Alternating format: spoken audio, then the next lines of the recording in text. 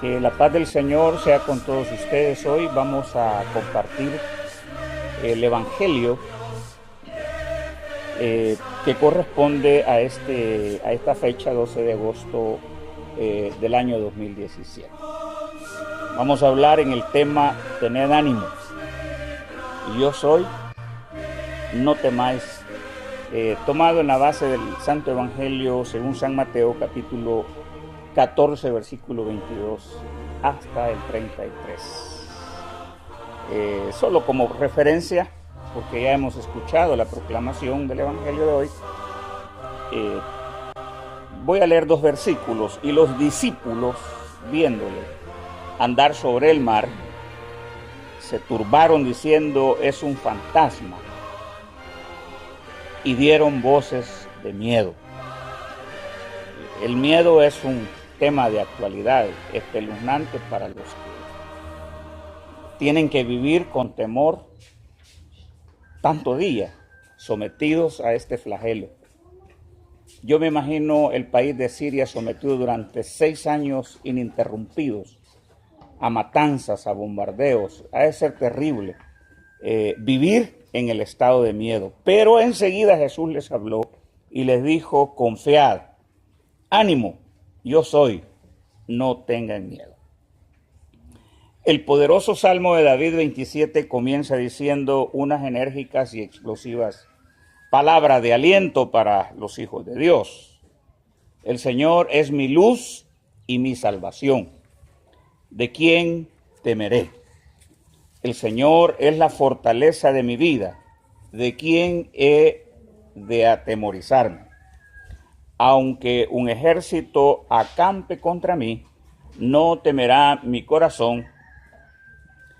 Aunque contra mí se levante la guerra, yo estaré confiado. Estas palabras concuerdan y son concedidas por Jesús en su Evangelio, dispensadas a nosotros para provecho y la sanidad de nuestros tiempos.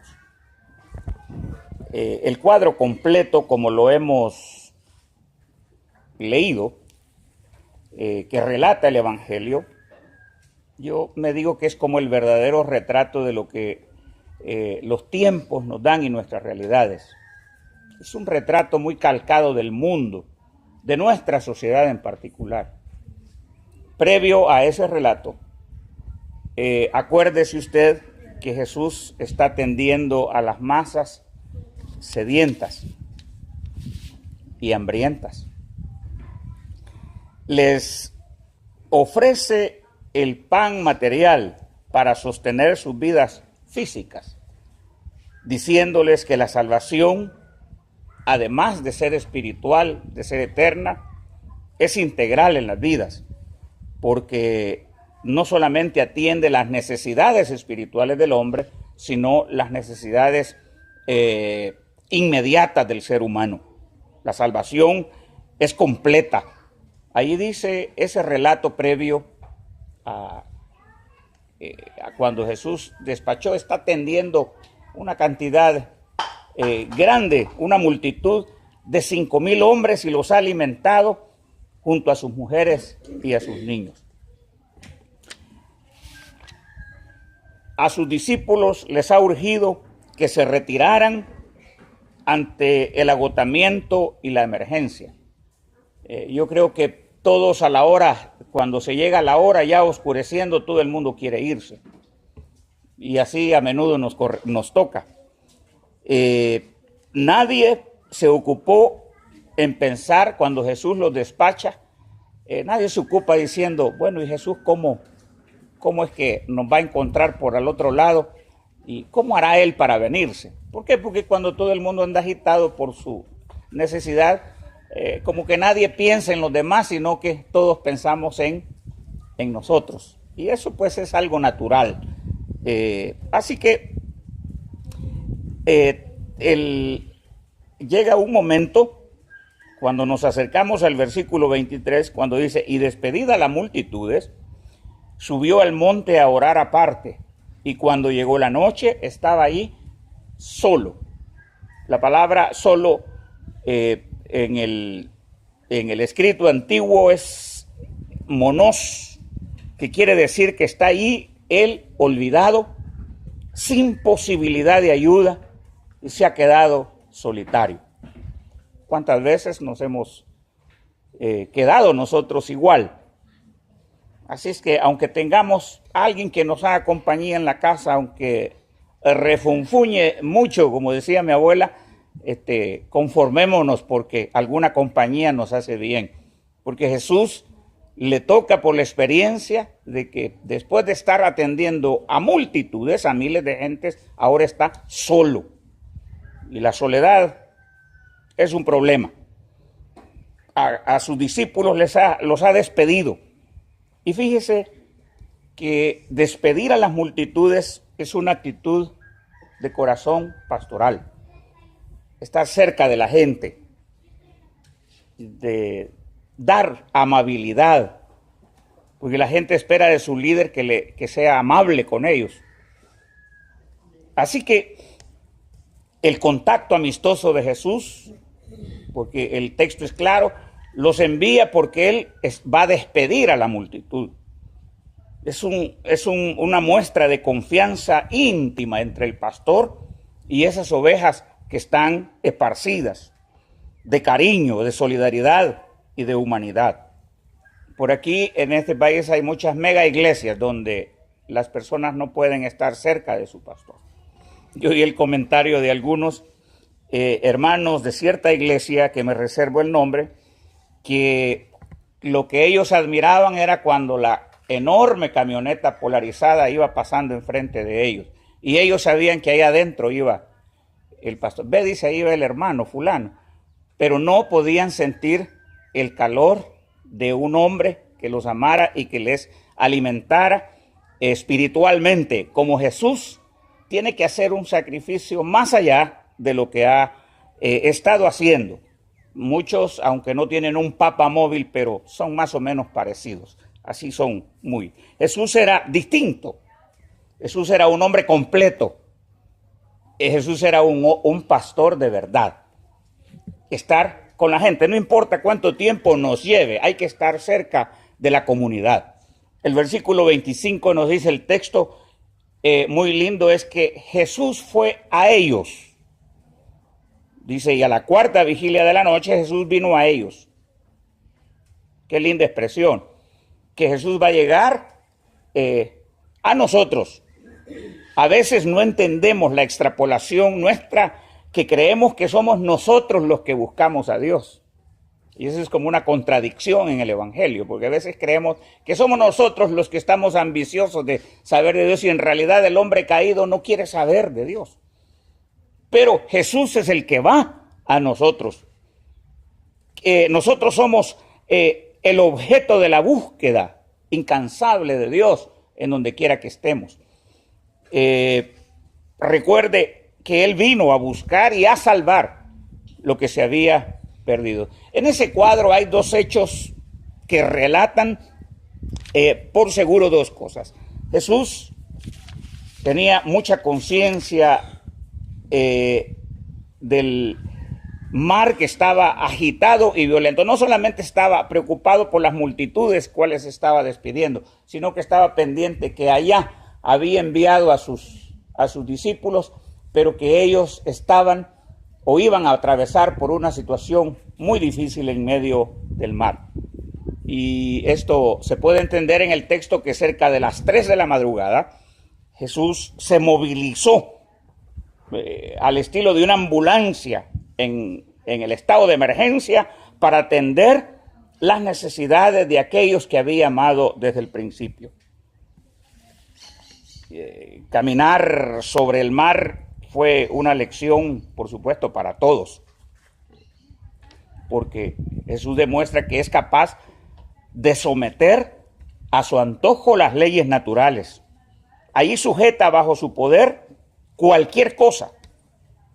La mar también es como una figura agitada del mundo en el que nosotros vivimos.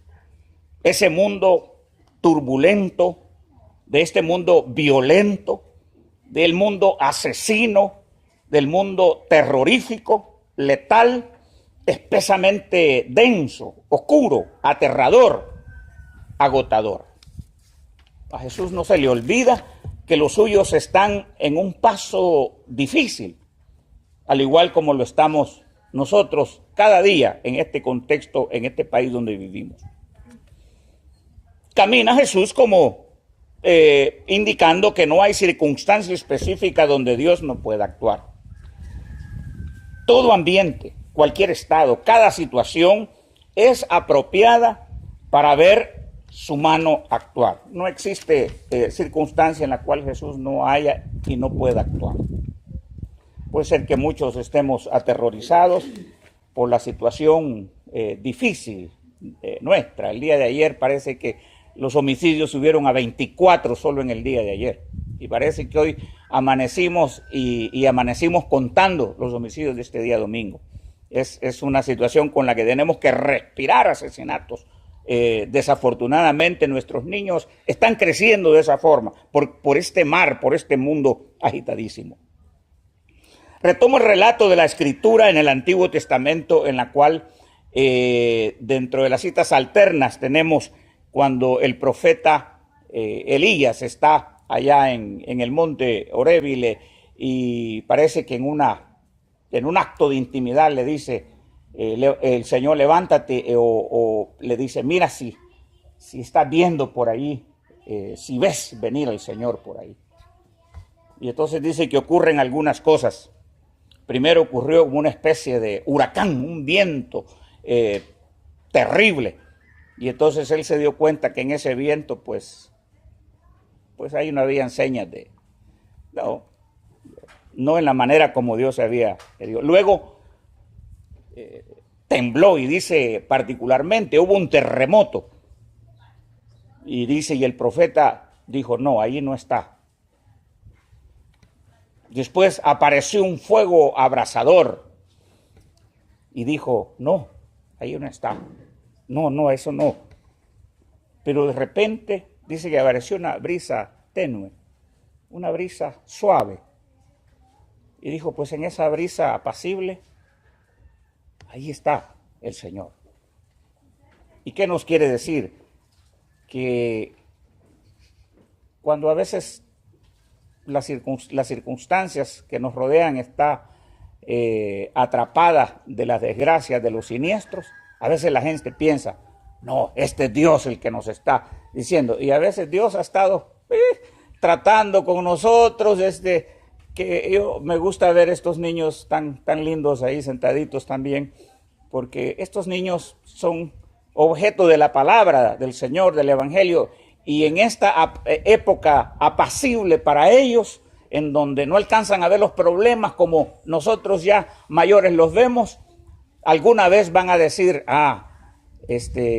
nosotros íbamos allí y escuchábamos también la palabra que se explicaba, que se comentaba, la palabra de Dios. Y por eso la pregunta es, hermanos, ¿qué vemos en el estado de turbulencia en el que vivimos? En este país, en el mundo hoy, en América Latina también, en los países, especialmente en Sudamérica, en donde algunos lucen apacibles, pero son como una especie de bomba de tiempo, a punto de reventar, a punto de ver la catástrofe para muchos, y muchos ya vaticinan que este asunto no va a tener sino un desastre de mortandad, de guerra, de explosión social, de turbulencia social. ¿Y ustedes creen que en medio de la agitación está Dios? Pues sí, puede ser que sí. Yo digo que en medio de todo esto, porque a veces uno está pensando que cuando los problemas vienen, el problema es para el asesino, para el homicida, para el del crimen organizado, y no se da cuenta que el mensaje, si bien es cierto, es para la gente, pero nos está diciendo demasiado a nosotros. Un mensaje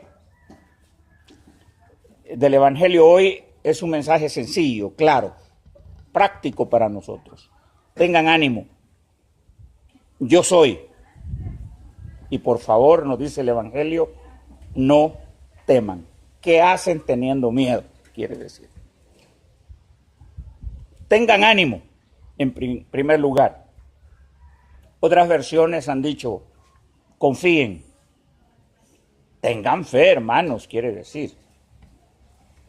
Ese texto matriz conserva este orden de expresiones, así como yo lo he mencionado. Y entonces es curioso que empieza con las palabras más de ánimo y termina con el vocablo, digamos, el peor vocablo, si se quiere, el de temor. Pero hay una razón por eso. Tengan ánimo.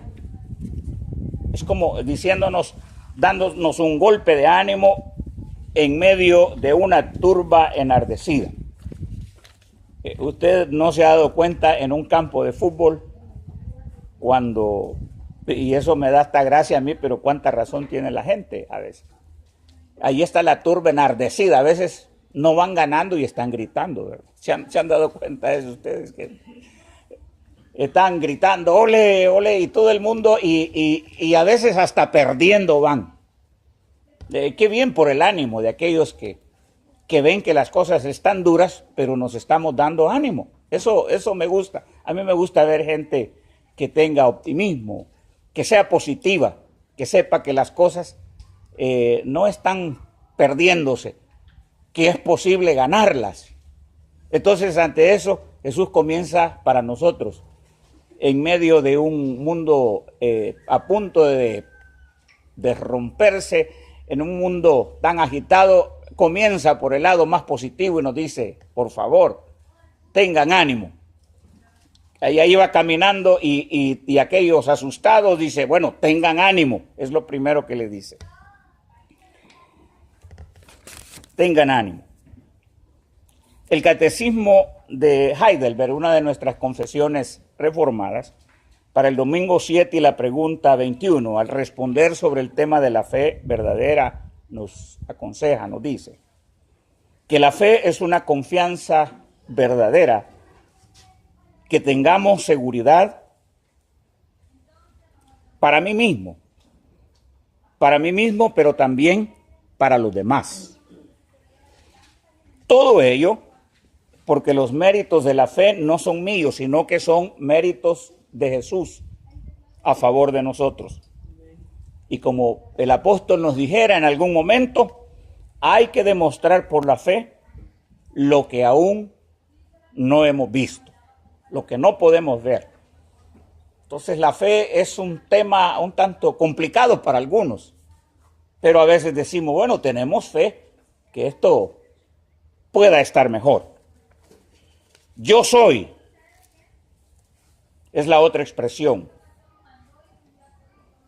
No temáis. Por un momento, en el cuadro que lindamente el Evangelio nos comparte, los pobres discípulos están luchando con ese mar con desesperación, como muchos de nosotros batallamos en este mundo, de forma desesperada. Algunas veces ustedes se han visto en situaciones desesperadas completamente, en este territorio azotado por élites violentas, que ya por tradición son así, por estructuras del crimen organizado, por pandillas y también por la delincuencia común. Eso es algo que lo vemos a menudo. Pero en medio de lo más cruento aparece entre las embestidas de las olas turbulentas la figura de un hombre. El texto afirma, y esto es muy, muy importante, el texto afirma que lo vieron. O sea, y los discípulos, dice el versículo 26, viéndole andar sobre el mar. Ahí todavía no han definido, así que la conclusión que nos lleva el texto es que ellos en el corazón sabían de quién se trataba. Pero fíjese que a veces no importa que tanta sea la fe, solo necesitamos uno entre nosotros que nos inyecte la duda.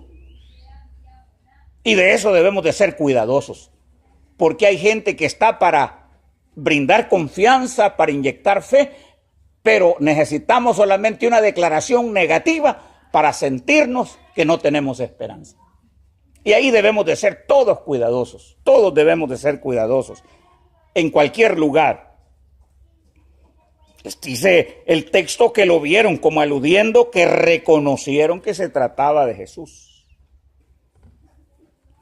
Y entonces alguien entre ellos, en lugar de decir que Jesús, dice, le cambian el nombre a Jesús. No, dice, es un fantasma. Y sabemos que el fantasma es una figura mitológica que nos ayuda a expresar lo que no podemos explicar.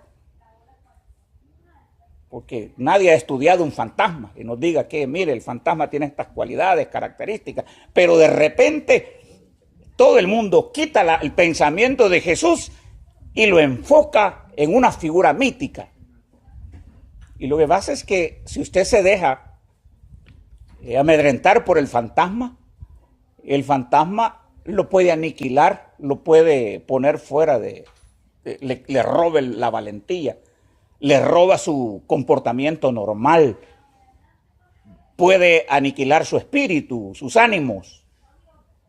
Y en medio de esta turbulencia, cualquierita nos roban el espíritu, nos roban el entusiasmo, nos roban el ánimo.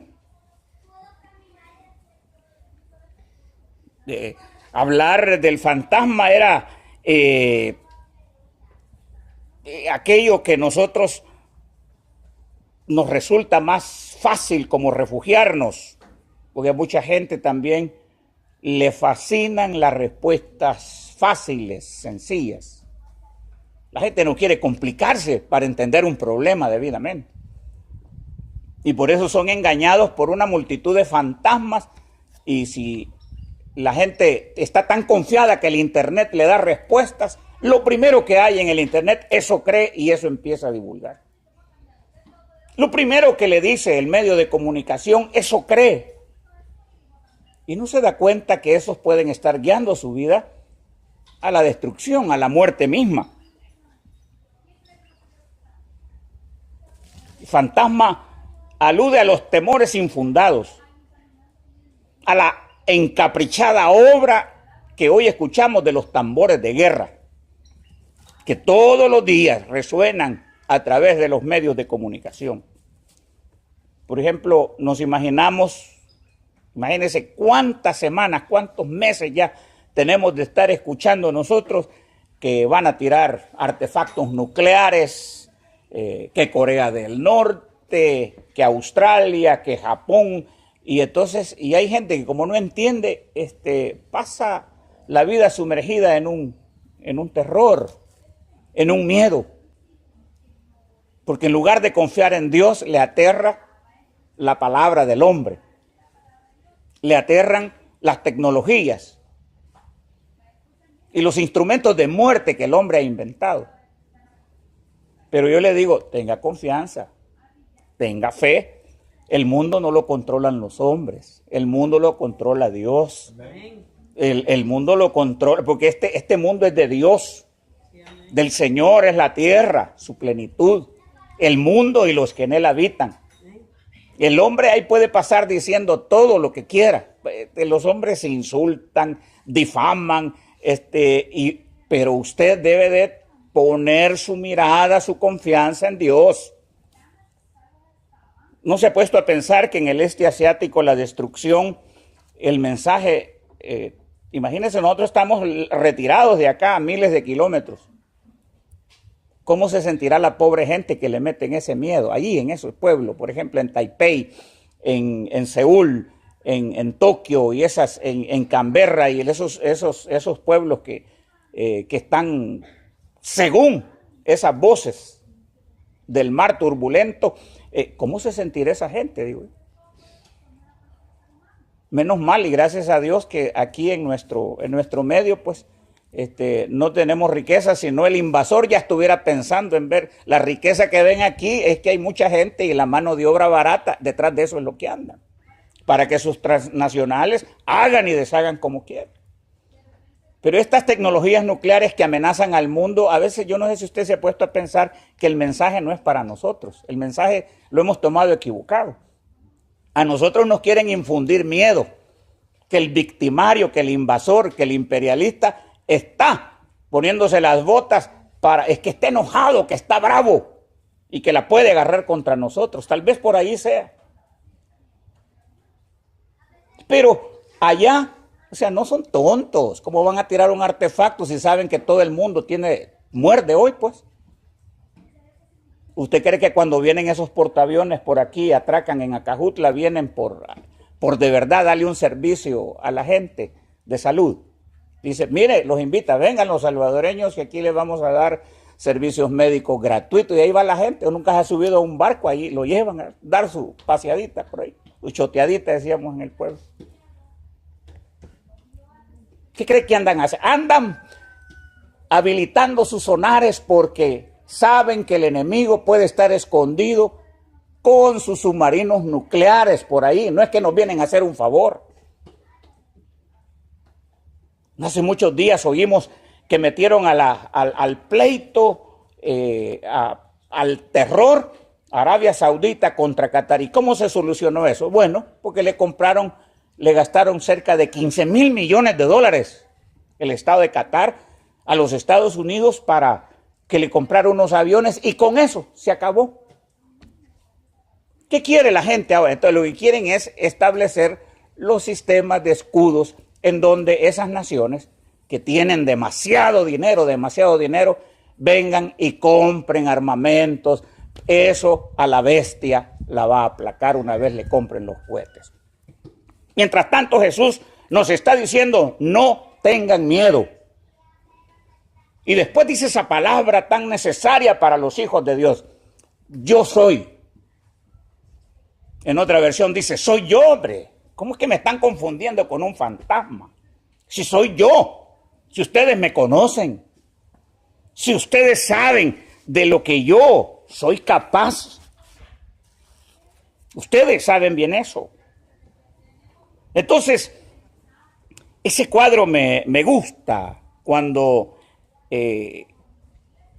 Jesús llega cerca de ti en medio de la tormenta, del terror, en medio de la rivalidad extrema, en medio del odio, de la avaricia, de la envidia, de tanta hipocresía con la que nos alimentamos en los medios de comunicación, de cómo la gente juega con el dolor, en medio de la angustia de las poblaciones, en medio de la enfermedad, en medio de la injusticia, del sistema de leyes creadas para favorecer solo a unos pocos.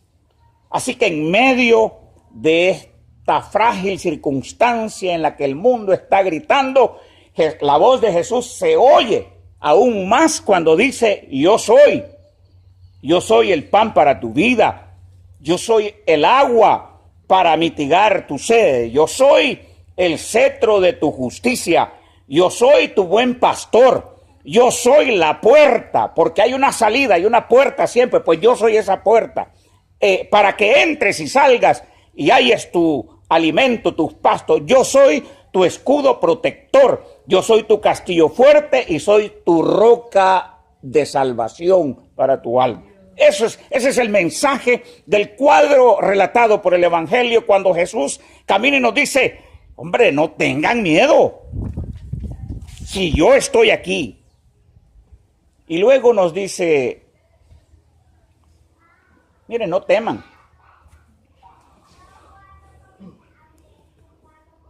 Y yo por eso les comento y les digo, cuando la gente nos tira esa tonelada de presión en los medios de comunicación. Creo que fue anoche en Virginia hubo un atropello, ya como esas cosas, ¿verdad? Las ciudades que parecen y han dado su garantía de que son seguras. No, nada es seguro aquí. Lo único seguro es Dios. Lo único seguro es Jesucristo para ti. Y no importa que la nación se llame de primer mundo, a la mía le ponen cuarto mundo si ustedes quieren. Sabemos que eso es una falacia, pero no existe lugar seguro y no existe un perímetro seguro a menos que Jesús esté contigo. Entonces ten cuidado con el medio, porque el medio te quiere hacer sentir que tú eres el culpable. Apágalo si quieres. No tienes obligación de estar oyendo tanta mentira. No lo hagas.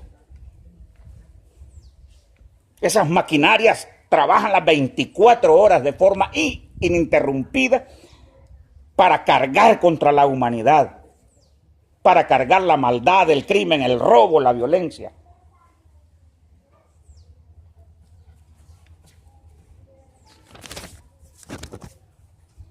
Así que el mundo de pronto como que tiene razón de tener miedo. Tiene razón el mundo de tener miedo. Por ahí en la oficina había un señor que él es muy católico, muy linda persona. Él siempre anda cantando, siempre anda haciendo su trabajo. Él es un señor que se dedica a los oficios. Y un día se acercó y me dijo, mire, me dice, yo estoy preocupado. ¿Ustedes se acuerdan que una vez que un loco evangélico se puso a decir, no hace mucho, hace como un par de años quizás, que el mundo, ya le había dado fecha para que el mundo se acabara? Mire, mi hijita que va a la escuela, me dice, tiene solo 7 años, me dijo, y yo estoy preocupado porque todos los días va marcando el calendario y le está diciendo al papá, mire papi, le dice, ya solo faltan tantos días para que se termine el mundo. ¿Cómo no va a estar afligido una criatura? Porque por último ya nosotros viejos como yo, ¿verdad? Que ya no nos queda mucho. Pues sí, ya no, pero una criatura tan pequeña que le está destruyendo su vida. ¿Por qué? Porque debemos de aprender nosotros a entender cómo esa maquinaria trabaja contra la conciencia del hombre. La palabra phobos significa temor, frustración, excesivo temor. Pero Jesús nos está diciendo con ternura, yo soy, no tengan miedo. A los fieles nos dice, yo soy, no teman. En el versículo 28,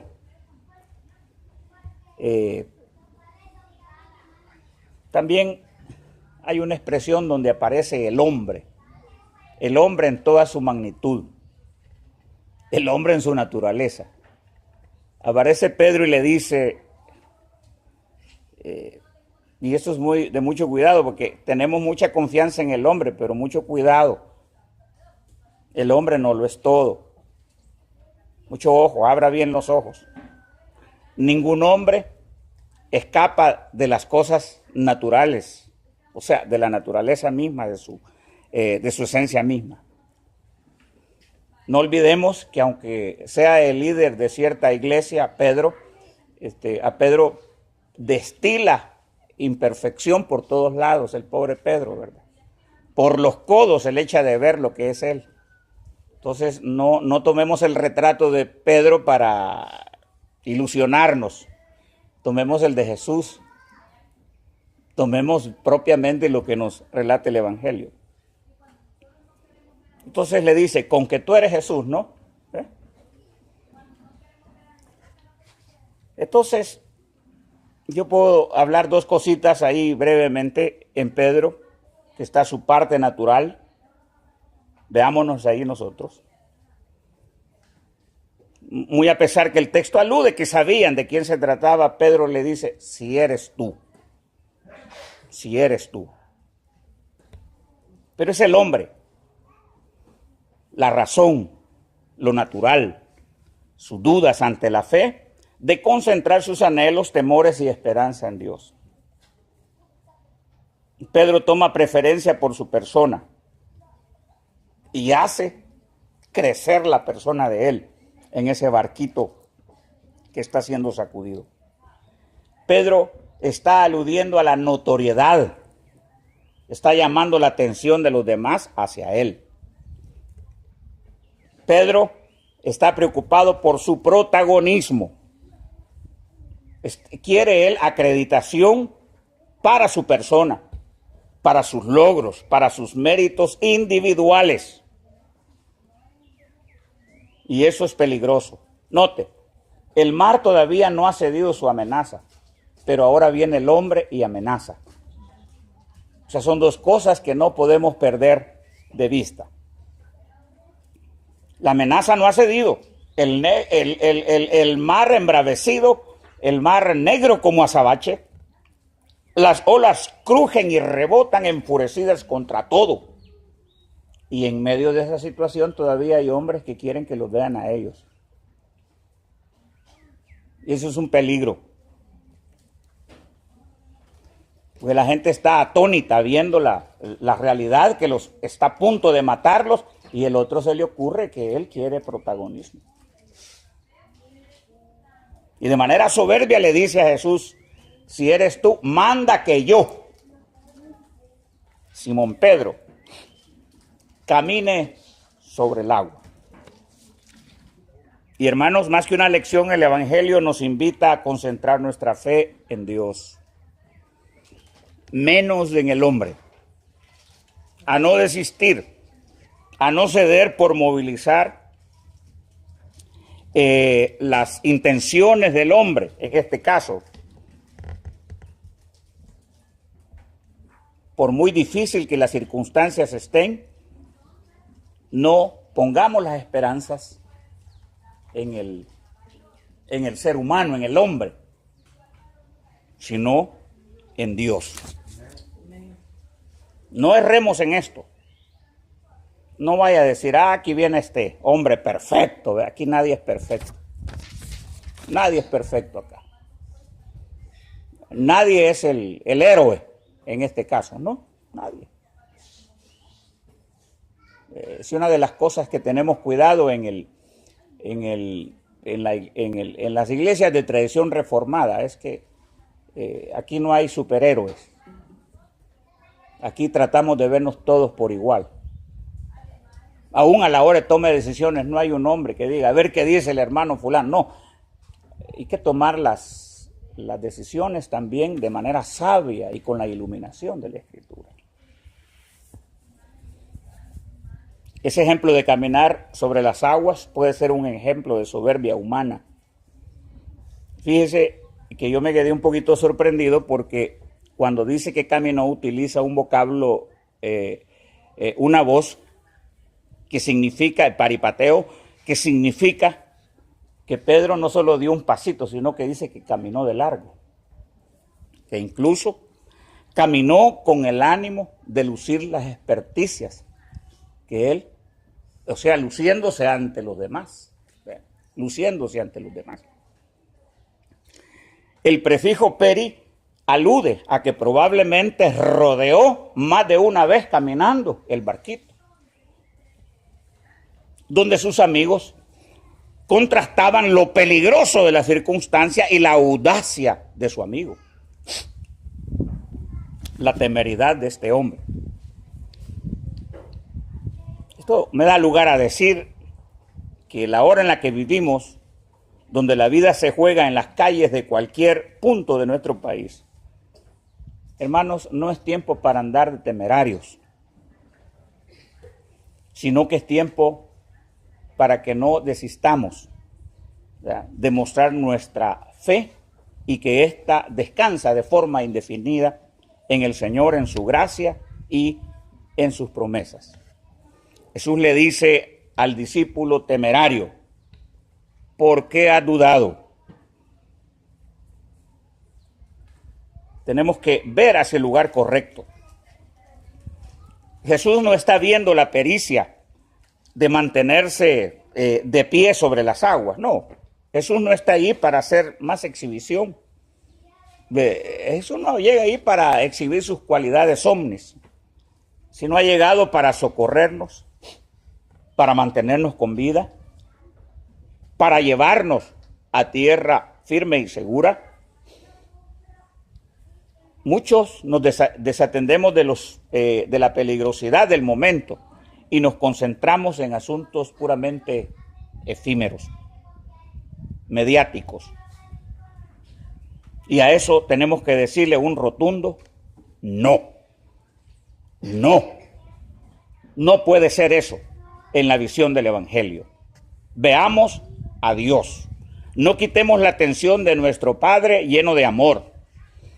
Y le aseguro que vamos a salir bien librados si no dudamos que Dios está a cargo de todo.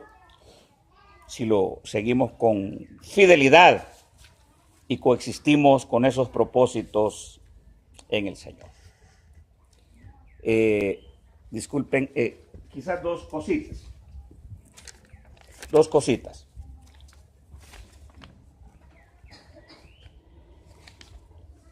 Parece ser que la mejor manera de destacar la fe en Dios no es cuando el hombre ha hecho grandes méritos. No es cuando lideras comunidades enormes. ¿No? Pareciera ser que el hombre es capaz de lanzar el grito de Señor, sálvame, cuando el hombre está rendido, cuando está humillado, cuando está necesitado de ayuda, cuando está abatido por la duda, y a veces cuando el hombre está sometido a la vergüenza de los demás, cuando está caído en las aguas agitadas y turbulentas. Parece ser un momento eficaz y apropiado para ser objeto de la fe. ¿Por qué dudaste?, le dice el Señor. Esta fe, recordemos, hermanos, no proviene de la preparación del hombre, ni de lo grandioso de nuestras obras, de las audacias evangélicas, no, sino proviene de la gracia exclusiva y bendita de Dios. Tener a Jesús como autor y consumador de nuestra fe. Y lindamente cierra el párrafo en el versículo 33, lo expresa muy lindamente. Entonces, y cito, los que estaban en la barca vinieron y le adoraron, diciendo, verdaderamente este es el Hijo de Dios. Todos concluyen que Jesús es Hijo verdadero de Dios. Ha pasado la turbulencia y el mar está en bonanza. Se borra el temor de la pérdida, porque todos como que están atemorizados que su amigo, el incendiario Pedro, se va a hundir y allí va a desaparecer. Ellos, conocedores del mar, lo saben bien.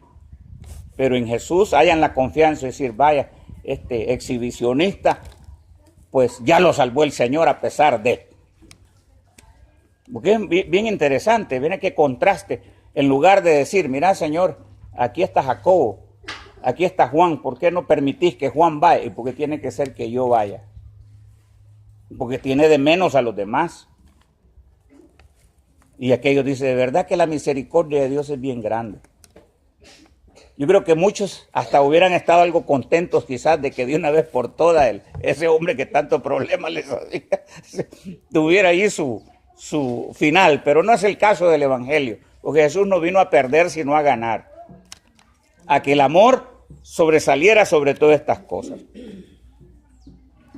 Ahí se les olvidó que Pedro los desestimó a todos ellos. Y concluyen que Jesús es verdadero Dios. Y es algo que no se puede borrar de allí, del texto. Le adoraron, dice. Palabras más profundas para destacar la naturaleza y la persona de Jesucristo como lo que es y como nuestra fe también reclama. Que la paz de Dios sea con todos vosotros y que la iluminación del Espíritu Santo no nos deje, no nos abandone, sino que esté siempre con todos vosotros. Que Dios les bendiga. Amén.